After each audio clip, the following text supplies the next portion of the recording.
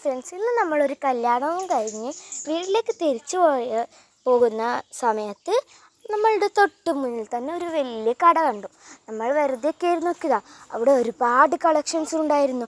കുറേ കുട്ടിക്കുപ്പായങ്ങളും നമുക്ക് പറ്റിയ കുപ്പായങ്ങളും എല്ലാം, കുറേ ചെരുപ്പും കൊടകളും എല്ലാം ഉണ്ടായിരുന്നു. നമ്മൾ കുറച്ച് സാധനങ്ങളൊക്കെ വാങ്ങി.